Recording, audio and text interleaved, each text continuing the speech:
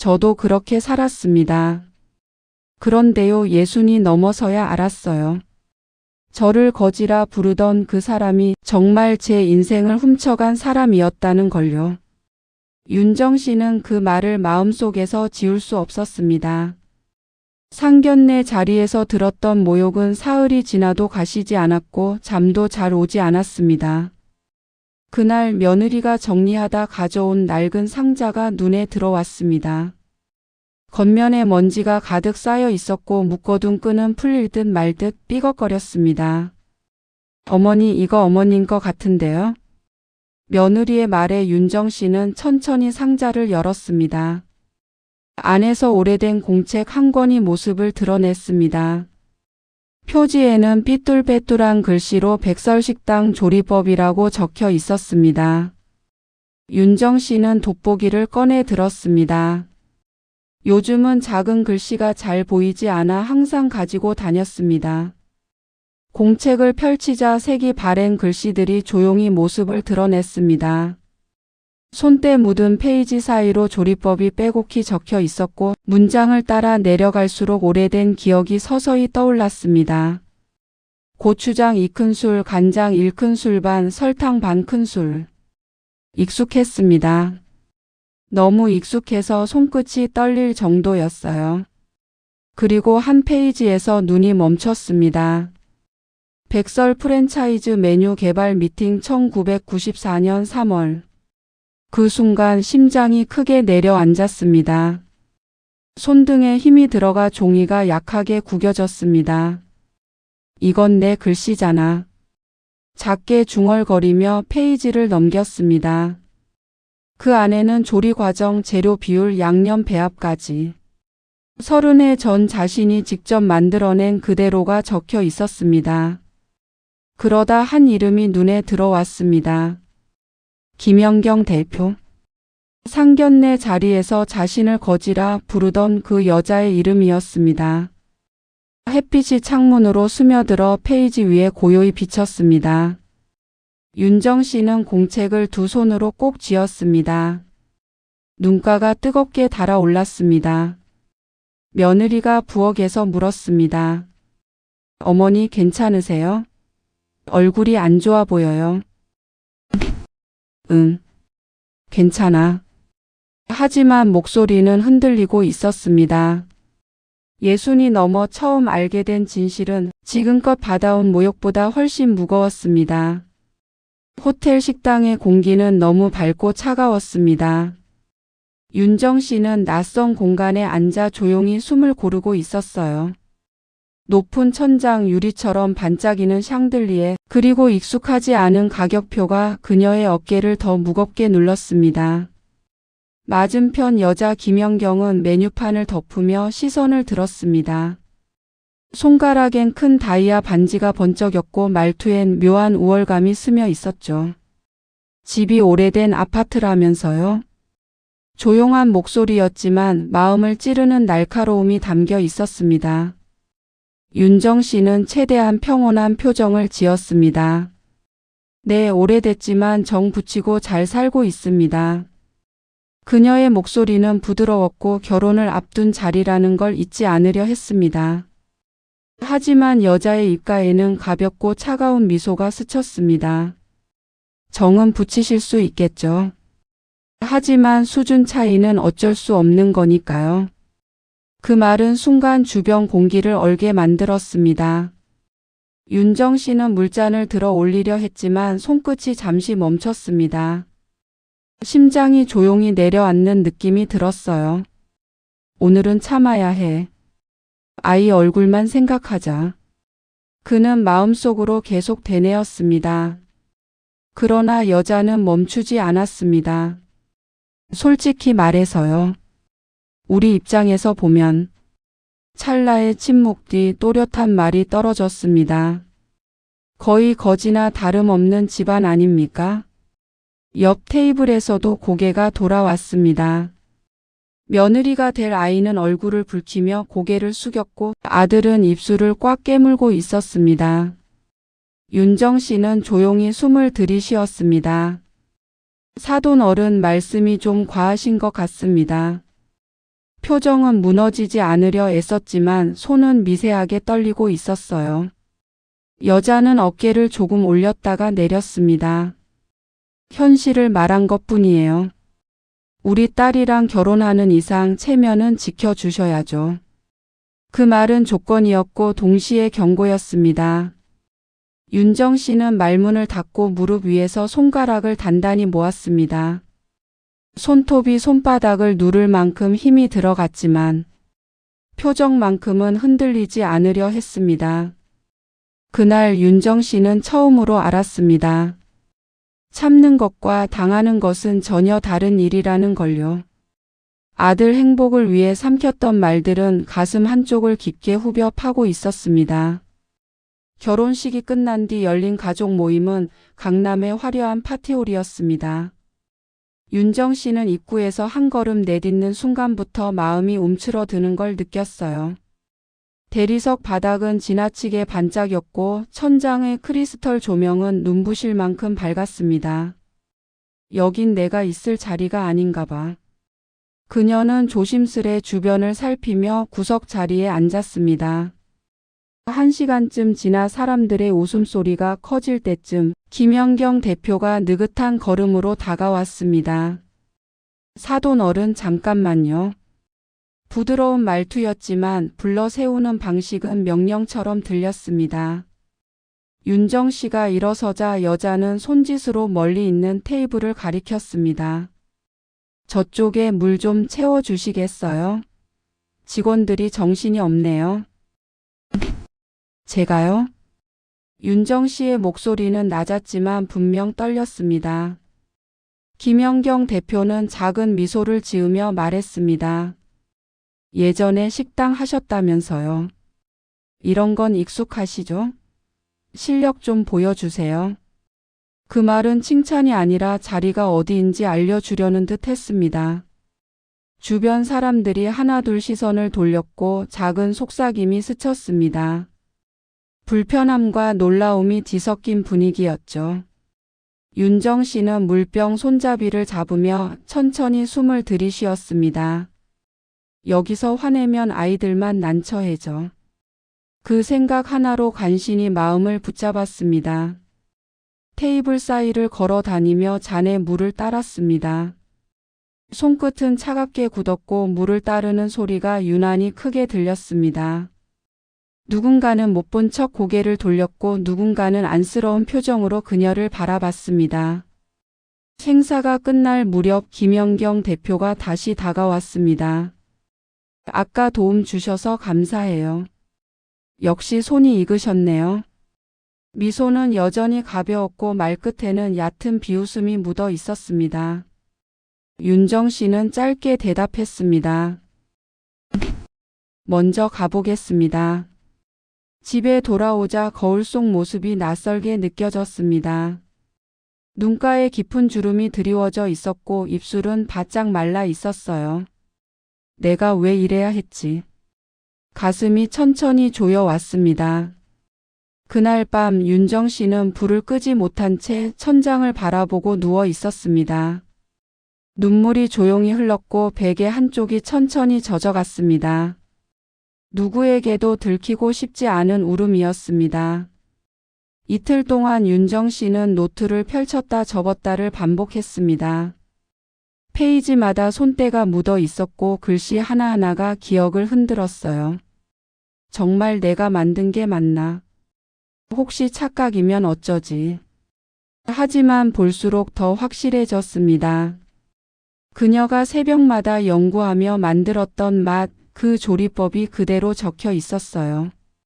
사흘째 되던 날 윤정 씨는 결심했습니다. 낡은 노트를 가방에 넣고 외투를 여며 집을 나섰습니다. 프랜차이즈 본사 주소는 며느리가 도와 찾아줬습니다.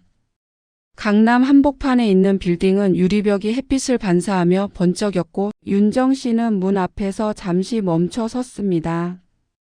여기까지 온 건데 돌아갈 순 없지. 그녀는 마음을 다잡고 회전문을 밀었습니다.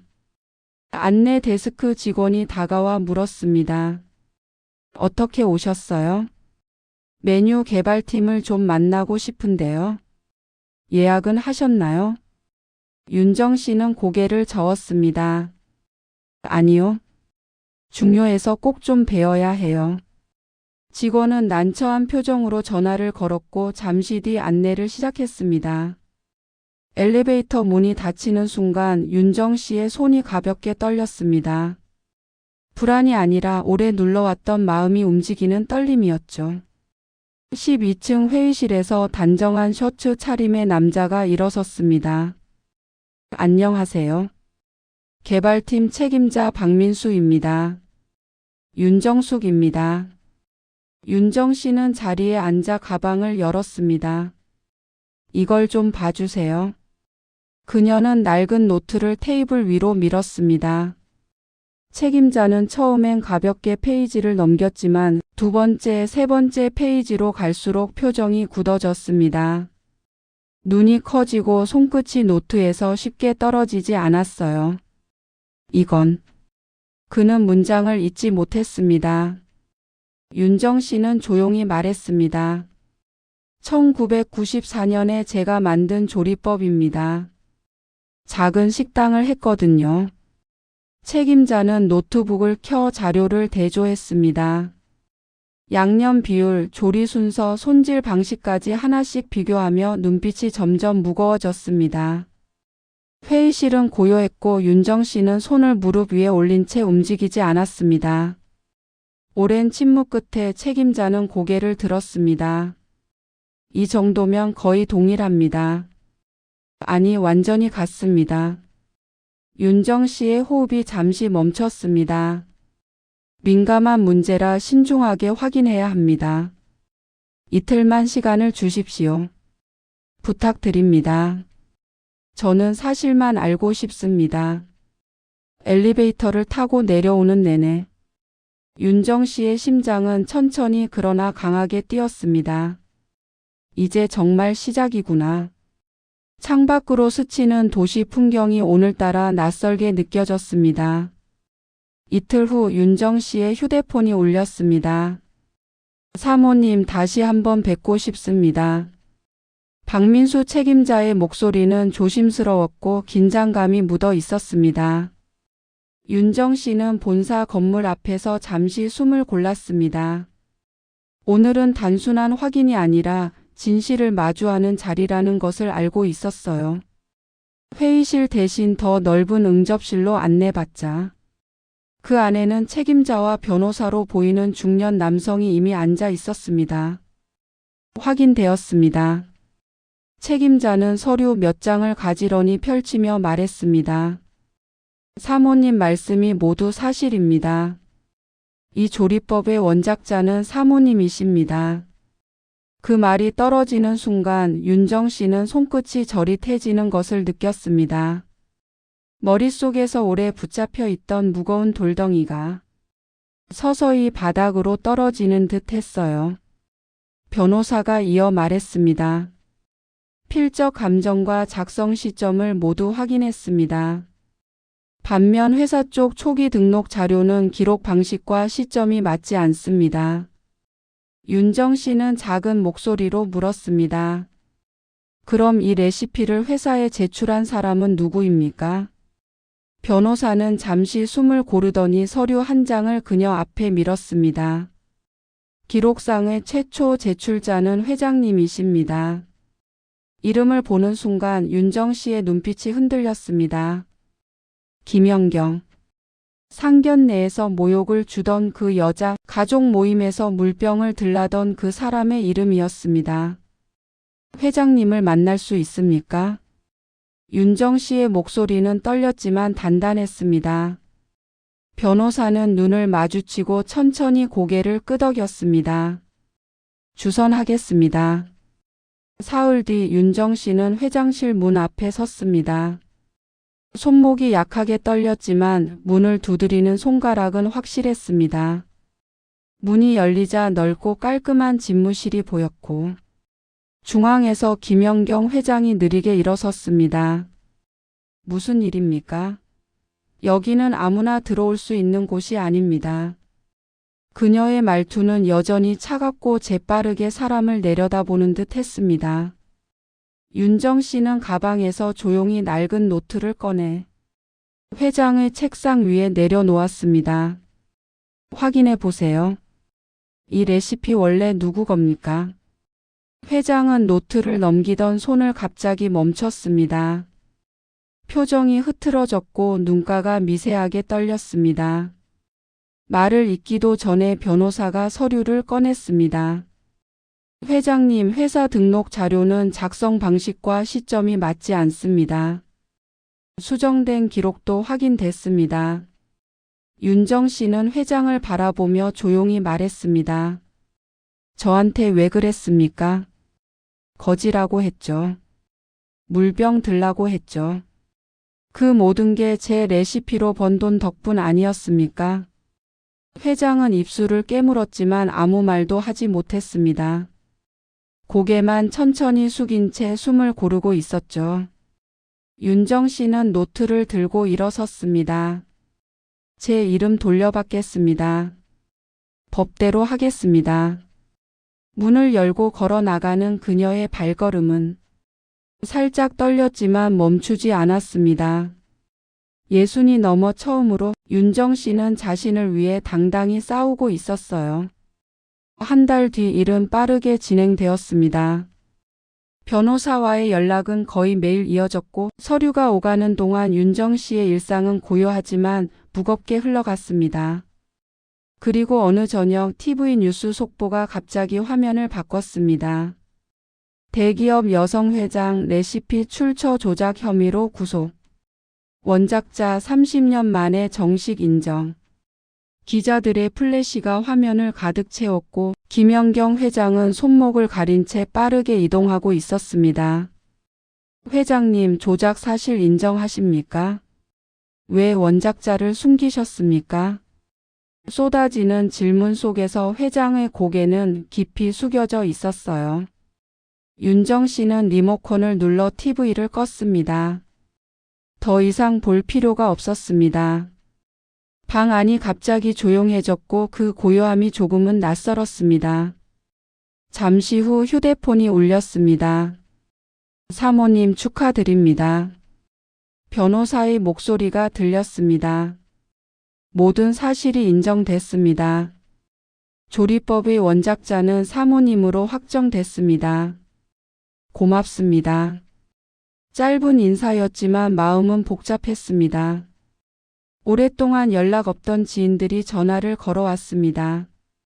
정말 잘하셨어요. 속이 다 시원하네요. 응원의 말이 이어졌지만 전화를 끊고 나면 방 안에는 다시 고요만 남았습니다. 아들은 사흘째 연락이 없었고 며느리에게서 온 건 짧은 문자 한 줄이었습니다. 어머니 고생 많으셨어요.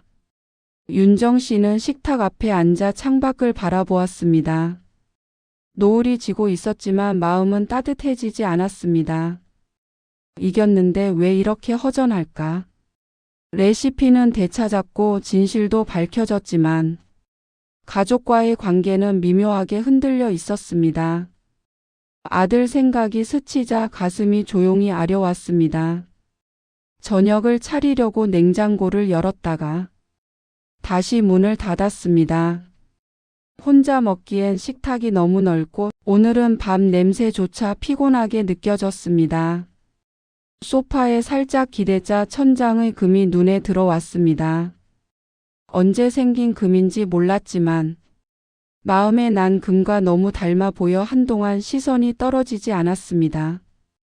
불을 켜지 않은 방은 조용했고 어둠은 생각보다 빠르게 번져왔습니다. 그날 밤 윤정 씨는 소리 없이 울었습니다. 싸워서 이긴 사람이 흘리는 눈물이었고 그 누구도 대신 닦아줄 수 없는 눈물이었습니다. 사흘 뒤 저녁 초인종이 울렸습니다. 윤정 씨는 갑작스러운 소리에 잠시 멈춰 섰습니다. 문을 열자 아들이 서 있었습니다. 어두운 복도 불빛 아래 그의 표정은 어딘가 지쳐 보였어요. 엄마. 아들의 목소리는 낮고 조심스러웠습니다. 둘은 아무 말 없이 식탁에 마주 앉았습니다. 벽시계 초침 소리가 방 안을 천천히 가르며 흘렀습니다. 아들은 양손을 모아 테이블 위에 올려두었고 윤정 씨는 가만히 그의 눈을 기다렸습니다. 엄마. 잠시 머뭇거리던 아들이 입을 열었습니다. 이렇게까지 하실 줄 몰랐어요. 윤정 씨는 고개를 떨구었습니다. 미안하다. 너희 결혼 생활 내가 힘들게 만든 건 아닐까 싶어서. 말을 하면서도 목소리가 조금 흔들렸습니다. 아니에요. 아들은 고개를 저으며 윤정 씨의 손을 잡았습니다. 따뜻한 손길이었고 오랜만에 느끼는 온기였습니다. 아들의 눈가가 점점 붉어졌습니다. 엄마가 얼마나 참았는지 이제 알 것 같아요. 장모님이 저한테 하는 말 들을 때마다 엄마 얼굴이 자꾸 떠올랐어요. 윤정 씨는 아들의 손등을 가볍게 쓸어주었습니다. 말없이 그 마음을 받아들이듯 손가락을 살짝 감싸 쥐었어요. 아들은 계속했습니다. 상견례 때 엄마한테 뭐라고 했는지 제가 다 들었잖아요. 거지라고 했을 때도 저는 아무 말도 못했어요. 결혼 앞두고 있었으니까 그냥 참아야 한다고 생각했어요. 괜찮다. 내가 어쩔 수 없었던 거지. 윤정 씨는 조용히 말했지만 그 말 속엔 오래된 상처가 묻어 있었습니다. 아니에요. 아들은 단호하게 고개를 들었습니다. 괜찮지 않았어요. 그때 말했어야 했는데 그걸 못해서. 엄마가 얼마나 아팠을지 이제야 알겠어요. 윤정 씨의 눈가가 젖었습니다. 아들의 목소리는 더 낮아졌지만 진심이 깊게 배어 있었습니다. 엄마가 싸운 건 잘하신 거예요. 엄마가 아니었으면 아무도 진실을 말하지 못했을 거예요. 그 말에 윤정 씨는 천천히 고개를 들었습니다. 아들의 눈빛은 더 이상 흔들리지 않았습니다. 그 눈을 보는 순간 오래 굳어 있던 무언가가 서서히 풀려 내려가는 듯 했습니다. 윤정 씨는 조용히 아들의 손을 두 손으로 감쌌습니다. 내가 와줘서 고맙다. 말은 짧았지만 마음 깊은 곳에서 올라온 말이었습니다.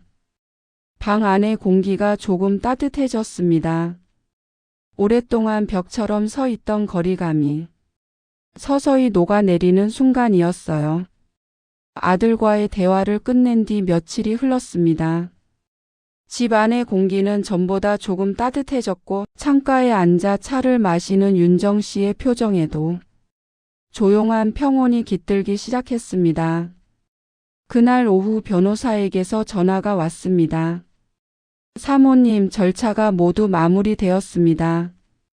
오늘부로 공식 기록에도 원작자로 등재되셨습니다. 윤정 씨는 잠시 눈을 감았습니다. 말없이 숨을 들이마시며 마음을 다잡았어요. 네, 고맙습니다. 짧은 대답이었지만 깊은 울림이 있었습니다. 전화를 끊고 난 뒤 그녀는 조심스레 낡은 노트를 꺼냈습니다. 햇빛이 노트 위에 부드럽게 내려앉았고 손때 묻은 표지를 쓰다듬던 손끝이 아주 천천히 떨렸습니다. 30해 동안 아무도 알아주지 못했던 기록이 이제야 제자리로 돌아온 순간이었죠. 그때 초인종이 또 울렸습니다. 이번에는 며느리였습니다. 문을 열자 며느리는 머뭇거리며 작게 인사했습니다. 어머니 괜찮으세요? 조심스러운 목소리에 윤정 씨는 미소를 지었습니다. 응. 들어와. 며느리는 집안을 살피며 윤정 씨 앞에 앉았습니다. 어머니, 저 말씀드리고 싶은 게 있었어요. 그녀는 손을 모아 쥐고 고개를 떨구었습니다. 저희 엄마 그동안 너무 무례했어요. 그걸 제가 막지 못해서 죄송해요. 윤정 씨는 며느리의 떨리는 목소리를 조용히 들었습니다. 말없이 고개를 끄덕이며 차를 한 잔 따라 주었죠. 어머니가 싸우신 거 처음엔 걱정했는데요. 이제 보니까 정말 잘하신 것 같아요. 며느리의 눈가가 붉어졌습니다. 누군가는 말했어야 했으니까요. 윤정 씨는 마침내 부드러운 미소를 지었습니다. 그래. 이제 다 끝났으니까 너무 미안해 하지 마. 그녀의 목소리는 잔잔했지만 오랫동안 눌러있던 마음이 풀려난 사람의 온기가 담겨 있었어요. 잠시 후 아들도 집에 도착했습니다. 세 사람은 오래 묵힌 이야기와 앞으로의 일상에 대해 천천히 이야기를 나누었습니다. 창밖으로 노을빛이 따뜻하게 스며들었고 방 안에는 오랜만에 가족의 숨결이 가득 채워졌습니다. 윤정 씨는 고개를 들어 천천히 말했습니다. 이제야 제 이름을 되찾은 것 같네요. 그 말은 누구에게 들려주기 위한 선언이 아니라 스스로에게 건네는 조용한 위로 같았습니다. 그녀는 노트를 꼭 끌어안았습니다. 기나긴 세월을 돌고 돌아 마침내 자신의 자리로 돌아온 이야기처럼 윤정 씨의 마음도 그제야 비로소 제자리를 찾아가고 있었습니다. 여기 분위기랑 너무 안 어울리게 입었네. 혹시 여기가 어디쯤 되는지는 알고 온 거야?